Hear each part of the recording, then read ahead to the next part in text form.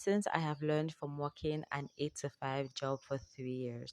So the reason why I call it an 8 to 5 is because I start at 8, which I think that's how many most jobs start in Cameroon, I think. Start from 8 and end at 5. But for some people it's a 9 to 5. So for me it's an 8 to 5, hence why I titled it 8 to 5. The first I'm going to say is pay attention to every detail in your employment or internship contract. Make sure you understand everything that is written out clearly in your contract. What you do not understand, reach out to your employer for clarity.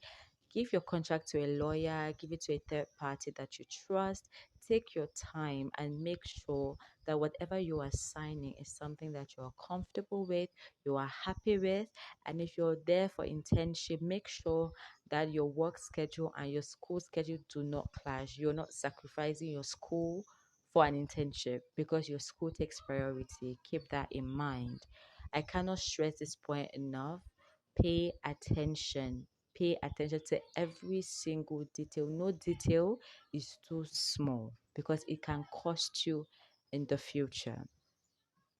Next thing I'm going to say is time management is key to being an efficient worker. I think in order to better manage your time, you need to know when you're most productive and when you are less productive. For me, I'm a morning person, so I'm productive the early hours of the morning right up to 12 noon. And after noon, like after lunch break, I'm more sluggish, not even because I've eaten or anything like, but I don't know if it's the afternoon sun or something, but something about the afternoon just makes me sluggish. Okay, so I always take my important task for the day and I put it before 12 and make sure that I have accomplished everything that is important for that day before 12. And the other tasks that I can sluggishly handle or something I can procrastinate to tomorrow, I put them after 12 so that I'm able to take my time and without stress do the other task I can be sluggish with. Tasks that are not as important as the one I placed before. So know when you are most productive and allocate your task appropriately. Like if you're an evening person, allocate your important task in the evening. And I think everything is just how well you know yourself, and time management will not only save you in your job but also in like other areas of your life, because the one thing we cannot get back is time. So time management is definitely an important skill that we all need to have. The third thing I'm going to say is, if you're thinking of an 8 to 5, be someone that is open to learning and improving, because you're only as good as the value you bring to that company. If you Times are changing, there are certain skills that are needed now in the marketplace for you to stay competitive. So if you are privileged enough to be able to afford those courses, take an online course, learn a new skill that can be able to get you a promotion in the current enterprise that you're working for, or can make you eligible for a job in another place. Like, for example, you perhaps were hired as a receptionist, but during the course of maybe like 2 years of working as a receptionist, you were taking courses in like human resource management, you were taking courses in like marketing or sales or something. You can be able to like reach out to your employer and be like, okay, you've learned this skill, and or perhaps like reach out and ask for tasks that have to do with the skill you have learned, to show them that, hey, I know this new skill. You can be, I don't think being a receptionist is enough for me.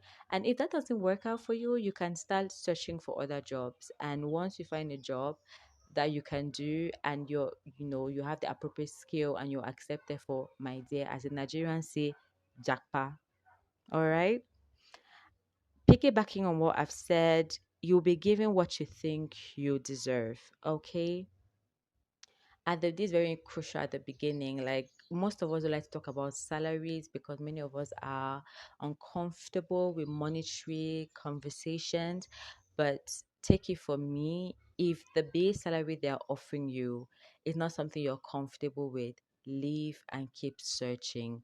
Because most of us think, okay, I'll just manage this for now, and my boss maybe like 3 months after will be like, let me increase this girl's salary. See, Your employer is a businessman or woman, and as a business person, you like to reduce cost and increase profit. So there is no way your boss will sit down and just be like, oh, let me just increase your salary. Hell no. So if your base salary is not conducive for the lifestyle you're currently living, keep it moving. You don't have to take it. But if there is a way that you guys can meet in the middle, like if you're not comfortable, voice it out. Tell them that you deserve more. You think you deserve more because you're bringing a lot more value. Like you know the value that you're going to bring, and so you know what it is that they should be paying you for. And if there's a way for you guys to meet at the middle, good. If there is no middle ground for you guys to reconcile your different ideologies and what he thinks you deserve and what you think you deserve, keep it moving. Like, I cannot stress this enough. I know this now. So, for my next job, like when I actually apply for a proper job, I'll be able to be very keen on this as well. Like if I'm not satisfied with the salary, the base salary, I'm going to voice it out straight and tell them why I think I deserve more. And if they're not able to like increase it or at least make me halfway, then I'm going to keep searching. That means that place is not for me because the world is getting expensive. Very, very expensive. So make sure the salary is what you're comfortable with. I cannot stress this enough. And next thing I'm going to say is leave a job that doesn't satisfy you. Like if the job doesn't satisfy you financially, maybe your responsibilities have increased and your salary is stagnant, and you don't think that the salary is ever going to increase, please leave. If you've voiced out your concerns to your boss that you think you deserve a raise and you have not been attended to, leave. Start searching for a new job and leave. Equally, if like the job it doesn't challenge you anymore, everything is so monotone, boring, there is nothing that you're not learning anything new from your job, and you're someone that likes to challenge and you want to keep learning and growing for the sake of your career, find a new job. Like start searching for a job that will be able to challenge you and leave. I'm not a believer of leaving without having something else.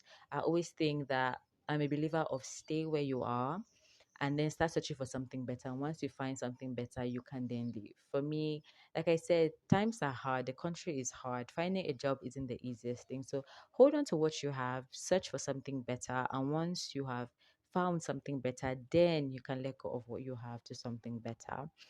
My bonus point for all those think of a 9 to 5 and those currently at a 9 to 5 is have goals at all times. This will keep you from being distracted. This will keep you from falling for the lies of social media that tells you that 9 to 5 is a scam, 9 to 5 is not good. Everybody should be an entrepreneur nowadays. That's the fastest way to be a millionaire. Like that is a lie.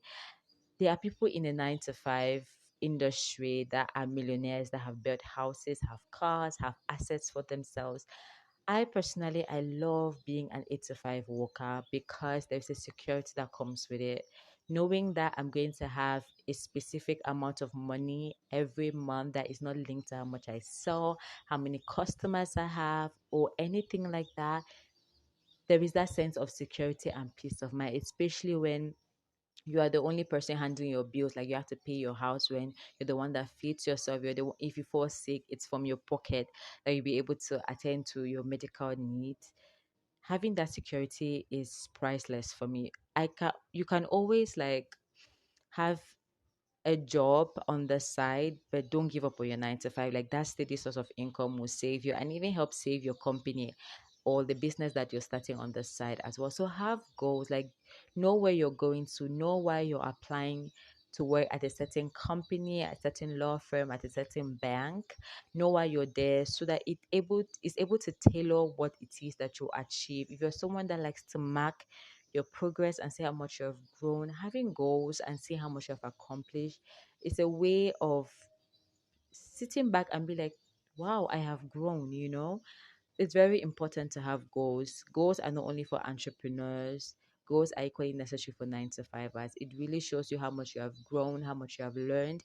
It keeps you focused. At least you have an end goal for why you do what you do, why you apply for the job that you apply for, why you take an online course and spend money for that online course. That it shows you what it is that you're supposed to be doing with your time. So you're productive, you're not wasting your years, And you don't just wake up one day 5 years in and you've been at the same job for 5 years, no growth, nothing. Like, don't be like that. Always have goals. And another thing with the corporate world is once you start mingling with the people in the corporate world, you start having goals and aspirations that you do not have. Someone like me, I really did not have any goals before I started working. But with the colleagues that I interacted with and other people in the corporate world, my mentality started changing, and now I have goals that when I left school I did not have. So for me, a 9 to 5 is the best place for me as a person. And if it's a good place for you, if it's the best place for you, don't be ashamed. Be proud to be a 9 to 5 person. Be proud of someone that likes that kind of security. Not everyone is cut out to be an entrepreneur.